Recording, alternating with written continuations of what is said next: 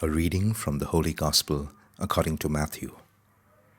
Jesus was led by the Spirit out into the wilderness to be tempted by the devil. He fasted for 40 days and 40 nights, after which he was very hungry. And the tempter came and said to him, "If you are the Son of God, tell these stones to turn into loaves." But he replied, "Scripture says, man does not live on bread alone, but on every word that comes from the mouth of God."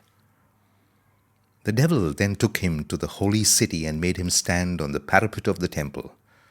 "If you are the Son of God," he said, "throw yourself down, for Scripture says, He will put you in His angels' charge, and they will support you on their hands in case you hurt your foot against a stone."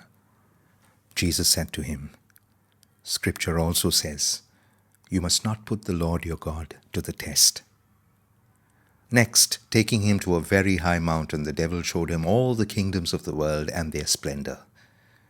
"I will give you all these," he said, "if you fall at my feet and worship me." Then Jesus replied, "Be off, Satan, for Scripture says, you must worship the Lord your God and serve Him alone." Then the devil left him, and the angels appeared and looked after him. The Gospel of the Lord. Often in life, we have to make choices between right and wrong.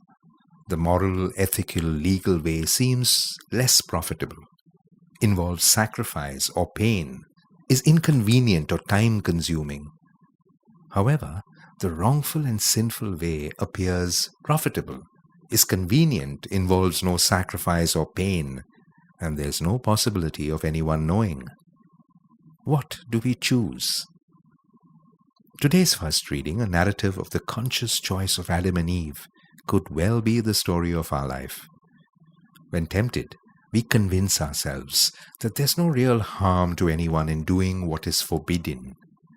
It is only later, when we begin to suffer the consequences of our wrongdoing, that we realize our foolishness. And some very conveniently attribute the backlash as God's punishment. Paul, in today's second reading, reminds us that we can overcome the sin that Adam couldn't by following Jesus' approach to temptations. Jesus in the Gospel shows us how, when tempted, choosing what is right and good, though difficult and painful at first, will ultimately bring us joy, help us emerge victorious, and be at peace with ourselves.